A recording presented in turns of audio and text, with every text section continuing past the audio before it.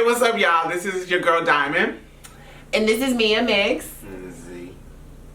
I don't think they're gonna pick up. You're trying to get your Billy D on and giving us this deep. Why y'all always trying to play me? Your deep, sexy voice. You guys speak to them.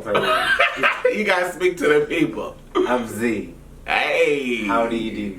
And we are Marsha's Play. We are Marsha's Play, and we got something to say. Bitch. Okay, That's so Banji. Yeah. But we Banji. That's okay. So, it's a lot of shit going on, and we just kind of wanted to do a video and come to y'all and talk to you about some of the shit that's happening in the community around Malaysia Booker's death. Mm-hmm. And so,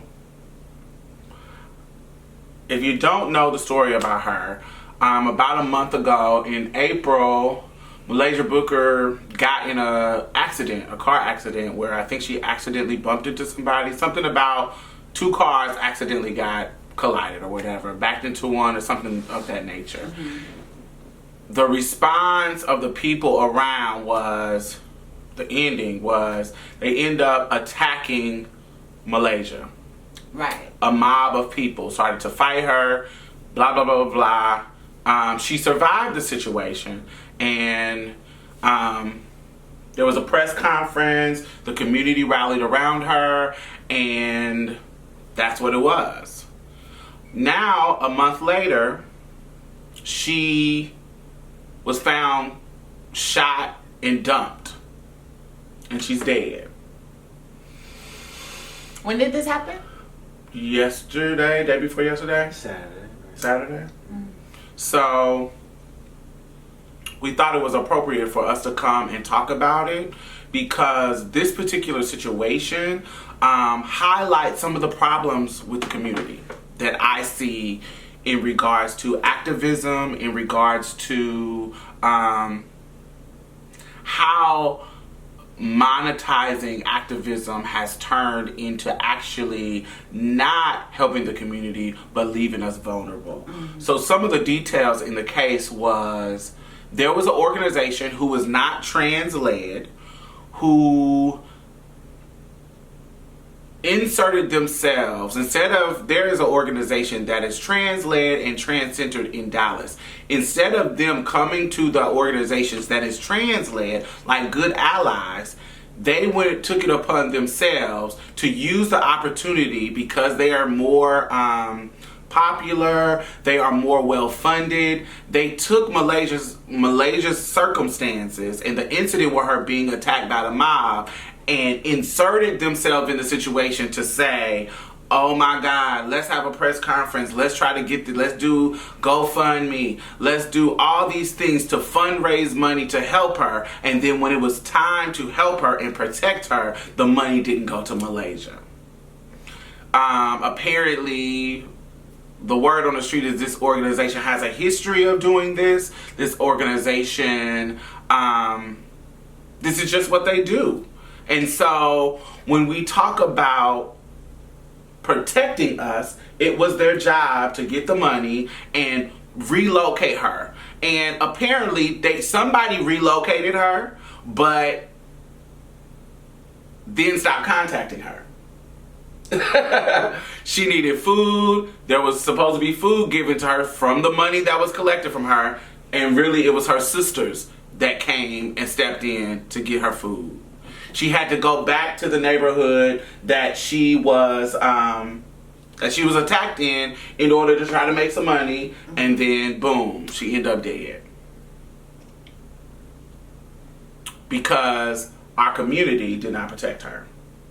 I guess I'm kind of like at a loss for words, kind of.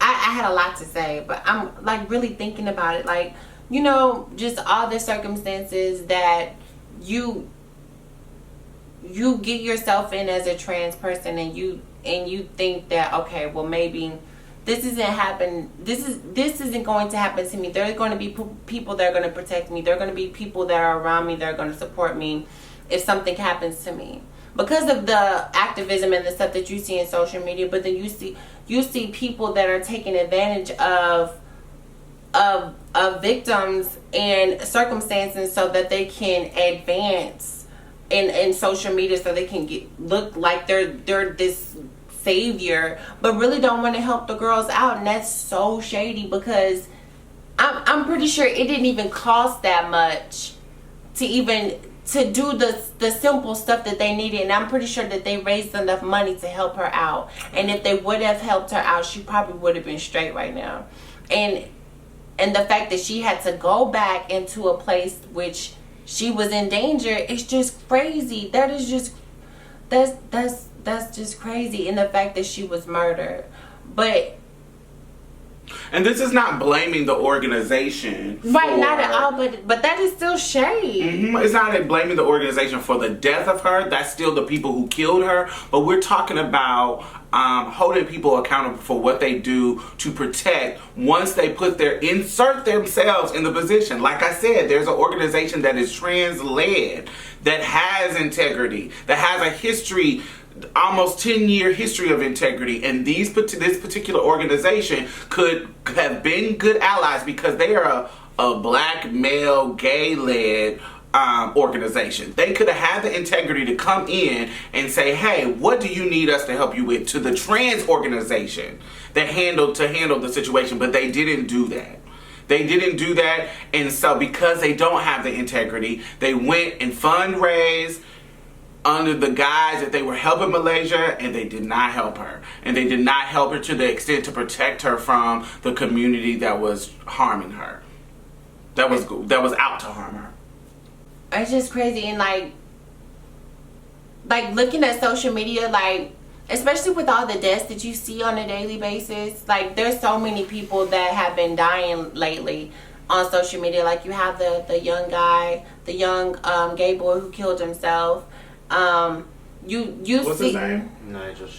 Nigel Shelby. Mm-hmm. And you see Nipsey Hussle being killed. And the reason why I'm bringing him up is because like all the support and stuff that you got, not that he got, well no, he did get it, but all the support that you've seen underneath the comments, even when you've seen people coming in and being negative, there were calling him homophobic, saying he's homophobic, he's a hotep. Right, and then there were people saying, "Oh, you can't say stuff like that underneath somebody that's dead. You don't have any morals. You're so insensitive. Why would you do anything like that? That's crazy. This person was a good person. He did this and this and this for the community," which I'm not saying he didn't. I'm not here to attack him in any way, but I'm just using the examples of the comments underneath some of the stuff that I seen that were posted, versus when a trans woman is murdered, like Malaysia. I looked this morning, I seen there was a post on Baller Alert, and all you seen was people saying, "Oh, well, you need to stop tricking niggas. Then you need to stop. You need to be the gender that you were born in." Oh, that's not. And then I watch a whole video of some niggas that's from Dallas, and they start off the video saying, "Well, if I'm gonna call a spade, and if you want to go by genetics, those was two men fighting, and all of this."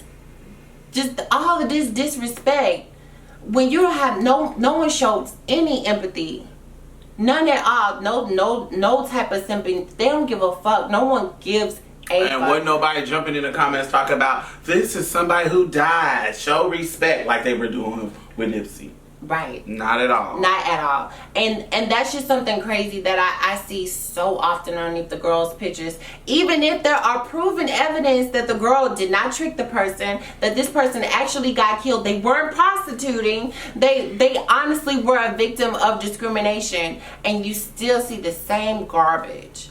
It's so disheartening.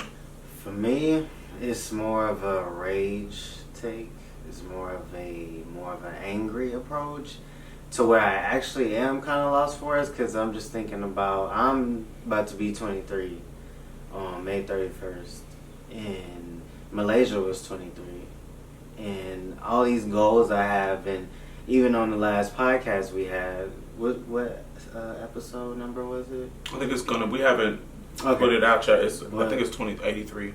Yeah, just on that episode, how I was talking about how I want to get my money right and I have all these goals to build a family with Mia, and to know like at any second it could just be snatched from her or me. So it's just because it's disheartening. Right, it's right at your doorstep. Like, I'm pretty sure there's a everybody's known somewhere in their city or their state, wherever they are, there's something that's happened to a trans person near them and close by them. Like right around the corner at the gas station that we frequent, a girl was shot right in front of the store. Broad daylight in the morning. In the morning, darling. And not to mention unbothered. Not to mention, like, of course it's predominantly black trans women that are getting killed the most, but now that, you know, the double-edged sword we talk about with visibility, now trans men are starting to come out and be proud of who we are and share our experiences. And you hear of Kier Rice that's been attacked by his own boss while he was working at the barbershop. He's making his coins. He's paying you for his booth.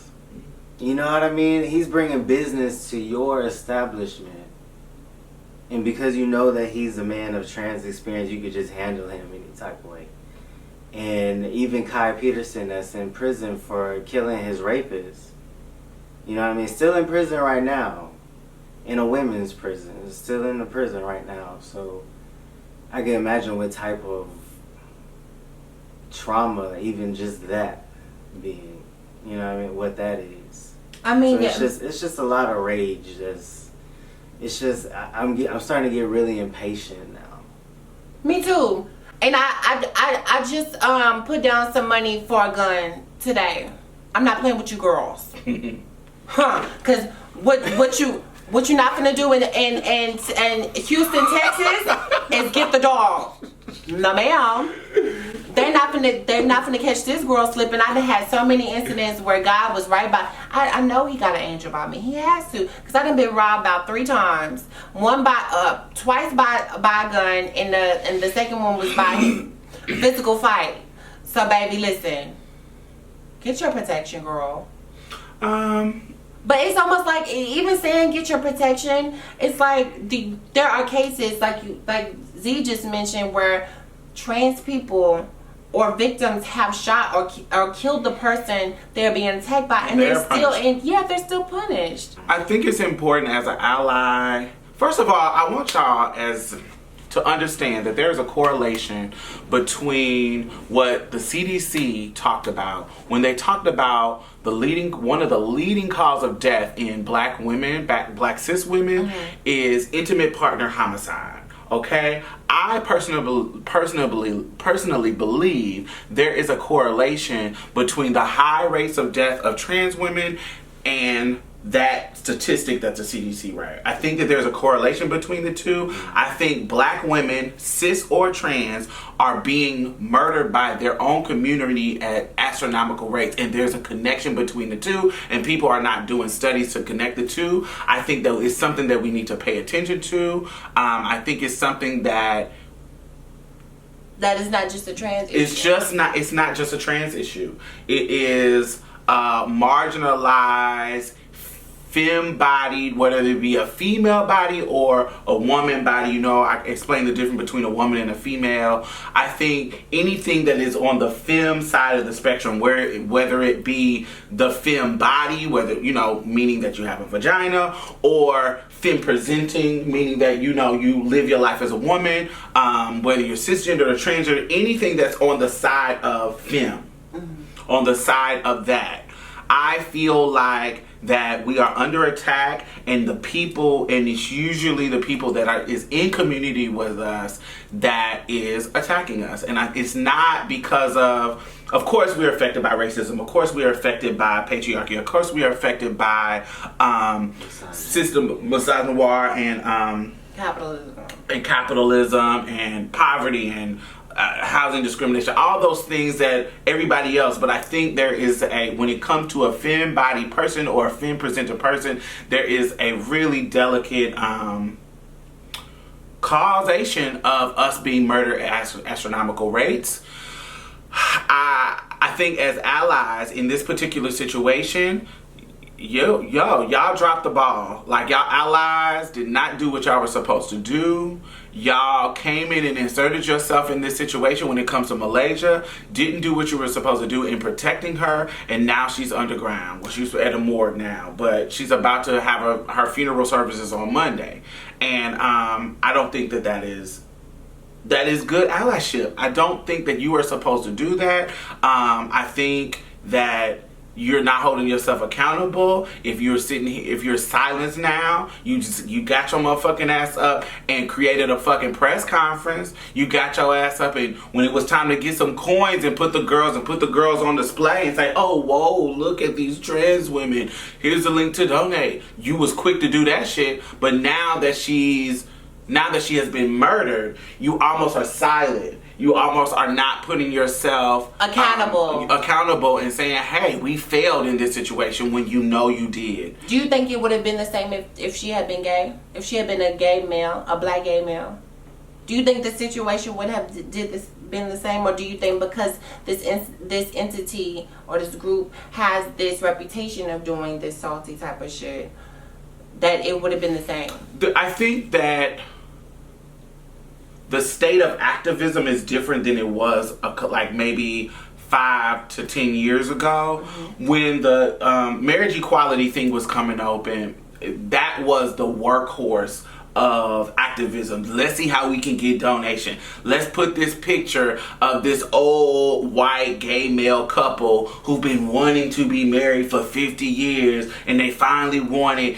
We're trying to fundraise, so we're going to use them as the visual. Oh, let's get this lesbian couple who's been who's been together for years. We saw that before marriage equality was out here and was passed. We saw them using those people as workhorses in order to gain funding and using them, tokenizing them. That's what it's called, tokenizing them, just to get people to support, to share, to donate for this particular cause. I think now in this day and age, black trans women being murdered and trans folks being murdered have become the new face of fundraise, the new face of the tactic that they use to token to get money. It makes me think of our little 1, 2, 3, the little Patreon thing, in the arms of they get the puppy dog and stuff. Yes. That little tactic, yes. Or like the African kids, that type of tea. With the flies in their eyes. Yeah. Oh, look at these poor little African starving babies. And da-da-da. But then only a few of the money actually goes to working on them. Right? Which is shade. That is shady. That's as simple as that. So y'all need to get y'all shit together, and we just kind of wanted to briefly come in here and talk to y'all about it. That's what's kind of going on. Tommy, you might want to take that out, because that must make me key. The way you had said that, the way you... But that's the truth! Bitch, I'm not taking it out. That's the truth. I'm sorry, the description of the flies in their eyes. Susan Summers. Was it Susan Summers? Susanna Sullivan, I don't know her name. That's what they used to do. They had the babies with their belly poking out. Yeah. They had the little dogs. If you want to go to the dogs with his ear chewed up, got the fleas shaking behind the vents. oh, don't you want to give 30 cents a day for these people? They play to your emotions. True. They tokenize these situations. That's what the fuck they do. It's a marketing strategy. I'm laughing at this because I just remember watching the commercials all the time. I don't really watch TV like that, but I just remember the commercials. Mm-hmm. And that is a really good comparison. That's what they're doing now, and the trans narrative is the workhorse. It's like, okay, this is a new frontier. We're gonna, in the same way that Republicans and the right switched to attacking us in bathrooms once gay marriage passed, they were no longer attacking that anymore. Then now they're gonna switch to attacking us because we're the new agenda. Mm-hmm. We're the new face. Our trauma is being monetized. Our trauma is being turn into a way to get money. And I don't think it's just our allies that are exploiting us. I think some of us ourselves are exploiting this as well. I think there's some girls... Everybody want to ride the wave because they see it's a way for the girls. So a way to get money. And everybody trying to survive. So be conscious of who you support. Know the history of who you support. I think that you gotta, if you're building community and you're not doing the community work that needs to be done, and you see people claim to build community and they're not doing it, you gotta be careful who you give your money to, and you gotta be careful who you support. So, yeah, that's all I wanted to say. That's all I wanted to say. I kind of wanted to end it on a ratchet type of tip, but I'm not going to do that. I'm going to stay professional and kind. So we got the link to our podcast down in the bottom. Check it out, Marsha's Play. We do this shit every week, and check us out. Y'all better be glad I didn't go off. Say bye, sweetie. Bye. Oh. So, since I'm back and I'm trying to do this thing right, if you would like to support out of the kindness of your dear heart, my Patreon link will be in the bottom, and my PayPal and anything like that. If you are struggling and you can't donate, girl, I totally understand. I've been there too. You can also donate in a non-monetary way by sharing my videos, by subscribing, by liking and commenting. That all is something that I appreciate. By the way, make sure that you click the bell so that you can get notifications of my new uploads. I am going to try to do a video once a week or once every 2 weeks, depending on my schedule. And I would like for you to be there when I upload. All right, darling. Thank you for listening. Bye-bye.